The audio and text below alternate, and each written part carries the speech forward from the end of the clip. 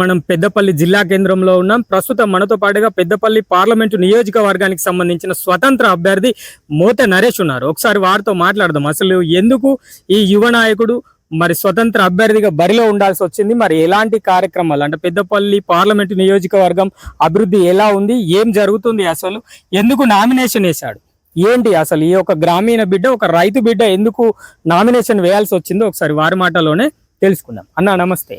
అన్న నమస్తే, నా పేరు మోతే నరేష్, మాది అంబర్పేట్, ఎండపల్లి మండల్, జగిత్యాల డిస్టిక్. ధర్మపురి నుండి 2 సార్లు ఎమ్మెల్యేగా పోటీ చేశాను. దుబ్బాకలో బై ఎలక్షన్లో పోటీ చేశాను. నేను ఎందుకు పోటీ చేస్తున్నా అంటే, ఒక సామాన్యుడు ఏ పని చేసినా కూడా ముందటికి రానివ్వట్లేదు. అందుకని ఒక సామాన్యుడు తలుచుకుంటే ఏదైనా చేయగలడని నిరూపించడానికి నేను ముందడుగు వేయడం జరిగింది. పెద్దపల్లి పార్లమెంటులో పోటీ చేస్తున్నాను. అలాగే నేను 2018లో మా విలేజ్ మండలి కావాలని టవర్ ఎక్కడం జరిగింది. చనిపోయే స్థితిలో ఉన్నా కూడా కొప్పుల ఈశ్వర్ కానీ అక్కడ ఉన్నటువంటి లీడర్లు కానీ ఎవరు స్పందించలేదు. అందుకే ఒక సామాన్యుడు తలుచుకుంటే ఏదైనా చేయగలడని నిరూపించడానికి పట్టుబట్టి 2018 నుండి ఇప్పటి వరకు కూడా ప్రజల సమస్యలతోని పోరాడుతూ ఇప్పుడు పెద్దపల్లి పార్లమెంటులో ఎంపీగా పోటీ చేశాను. ఎట్లా ఉందన్నట గతంలో అభివృద్ధి ఎట్లా ఉంది అంటే గత ప్రభుత్వం ఎట్లా ఉంది, ప్రస్తుతం వచ్చిన కాంగ్రెస్ ప్రభుత్వం ఎట్లా? గత ప్రభుత్వం ఏంటంటే బంగారు తెలంగాణ చేస్తా అన్న కేసీఆర్ తన కుటుంబాన్నే అభివృద్ధి చేసుకున్నాడు, కానీ మన తెలంగాణను మొత్తం ఆగం చేసిండు. నిరుద్యోగులను మాత్రం చాలా ఆగం చేసిండు. ఎగ్జామ్స్ పెట్టడం, రద్దు చేయడం, వాటిని లీక్ చేయడం చాలా జరిగినాయి. ఎంతో మంది ప్రాణాలు కూడా కోల్పోవడం జరిగింది. ప్రస్తుతం ఎట్లా ఉందంటే, ఇప్పుడు వచ్చినటువంటి ప్రభుత్వం అబద్ధాలు చెప్పి ప్రభుత్వం నిలబెట్టుకున్నారు.